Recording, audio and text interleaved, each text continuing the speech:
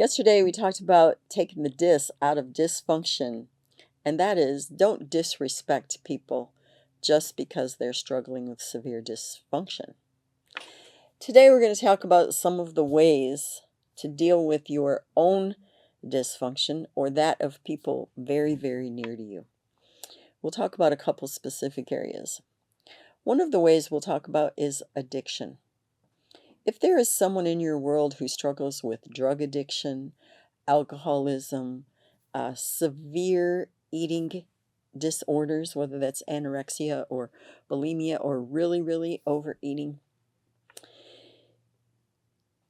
they have some huge internal troubles. They really do, about the way they see the world and the way they see themselves in relationship to it, and about their ability to cope with that. So they're using a coping skill that is reasonably unhealthy, or we'll use the word today, dysfunctional. And it can be sad and troubling to watch it. So how do you take the dys out of that dysfunction? Number one, again, you need to show support, not judgment. You say, I see you're really struggling with this and it is not healthy. How can I help you with it?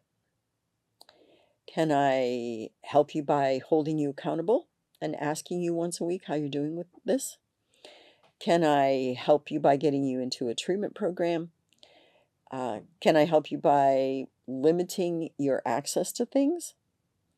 So notably with a teenager, or even sometimes with a young adult person, you can take away their car keys. Of course, they can still walk and go get it. And I know this for a fact because I know someone really well in my family that could walk and go get what they wanted if they didn't have keys or couldn't drive their car. But the point being that you're trying to seek a way to be of help to them. And you know what? You cannot help somebody who really doesn't want help. So if your family isn't at the point, or this person whom you love is not at the point where they can receive help, chances are good you can't actually help them. You can put someone in rehab, but it doesn't mean you're going to make them stop doing drugs or stop doing the stupid things they're doing because they're not ready yet. And there is the hard part. Loving someone in the middle of the mess is a lot harder than loving someone at the end of it when they're out of it and life is starting to get better. But this is where you respect them, even in the dysfunction, though you're working at getting rid of it. Okay, let's talk about another one. This one's a little more challenging, or maybe I'll say tricky, and that is denial. It is just mind-boggling to me how many people say, I didn't say that. I didn't do that. That's not what happened. I don't even know what you're talking about. And in their mind, they can literally almost trick themselves into altering reality sufficiently that they're just going to deny everything. Confrontation occasionally will jar them enough to make them come to a place of acknowledgement, but not always. Sometimes one of the healthiest things to do with a person who is in denial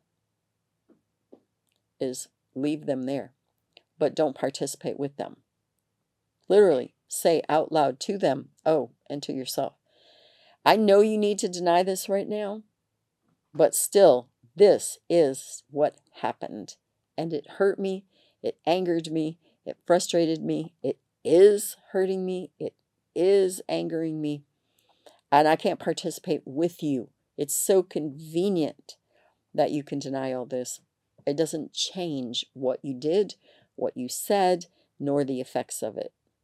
And I hope and pray that someday you can come to the place where you can admit both to yourself and possibly even to me what really happened. Walk away. Just leave it. Calmly state the truth, then leave it. They want to live in denial, let them, but you don't have to live there. In a family where a lot of denial occurs, great Uncle Joe would never hurt anybody, but there are 4 nieces and grandkids talking about what he did to them. The whole family can try to deny it, but that child or that young person's hurt and pain and anger and frustration isn't going to go anywhere because it did, in fact, happen to them. So I guess you can start to see that within a family unit, this whole denial thing can get real destructive. So you want to do what you can to keep it straight in your own mind about what really did happen and the ramifications of it.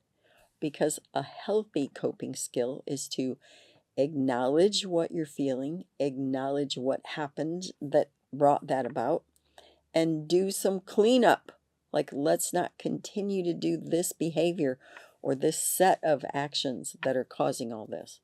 Yeah, the opposite of denial is to actively pursue solution by acknowledging the truth and admitting that there's a problem and seeking for resolution. You don't have to be a part of it, but you don't have to be mean and rude and unkind, dissing the dysfunction. The other one that we're going to talk about is what I call going through the side door or the back door. When people communicate effectively with one another, they say what they mean and they mean what they say. They state the truth as they see it. They talk about their feelings and they own it. They're not blasting it on someone else. And the other person, respectfully and kindly, states what they saw, how they experienced it, what they're feeling, the way that they see that. And they seek to come to an understanding of one another. Direct communication is healthy and respectful. But in some families or with some people, they'll tell it to somebody else in hopes that that person is going to tell the one that they want to hear the message. And they'll kind of twist it around a little bit and move it and tell their side of it. But they're not going to go to the person directly.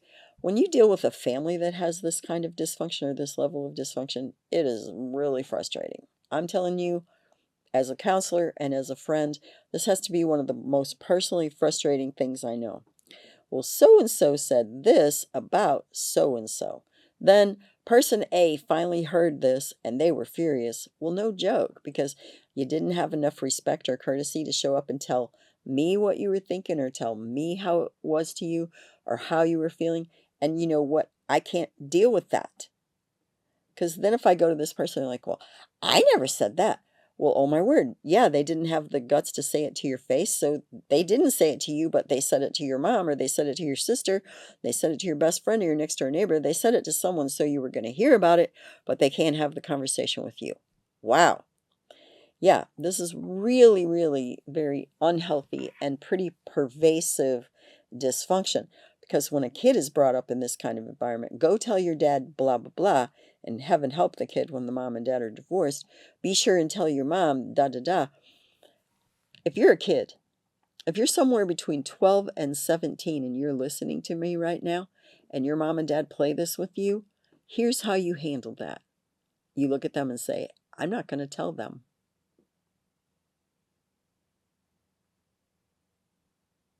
Did you notice that? That's it. There isn't a lot more. You don't have to explain it and defend your position. Just, I'm not going to tell them. Let them go. And then say, you need to tell them yourself. That's very healthy. Let me get you healthier. I'm not going to tell them. You tell them yourself.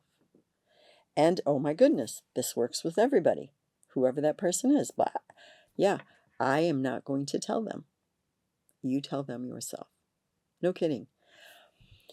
If one person in that whole entire mess can learn how to say those words, the dynamic changes. Here's what I want you to know. When you start dealing with your own things, when you start getting healthy and functioning at a healthier level, you gain self-respect. Self-respect goes a long ways in the world.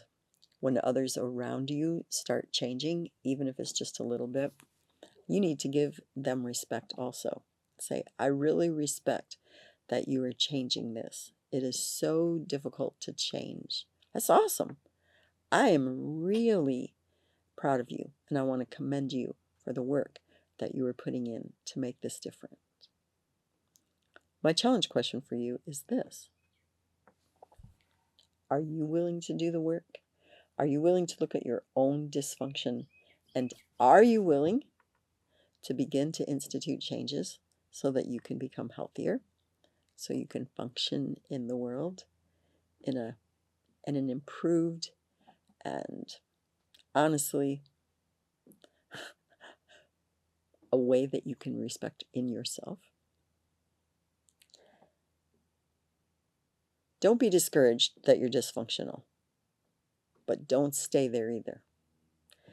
Take steps, even baby steps, to begin to function at a healthier level as a person and as a parent. It's been good having you with me today. Make sure to leave me a comment or a suggestion, thumbs up, send me an email. I would love to hear from you.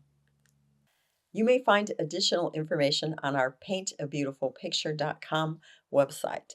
Additionally, you may watch me on Rumble, and you may also listen to a podcast on Buzzsprout or Spreaker, all under the name Paint a Beautiful Picture. If you like this video, please give me a thumbs up. You may subscribe, and if you are interested in receiving notifications, please hit the notifications button.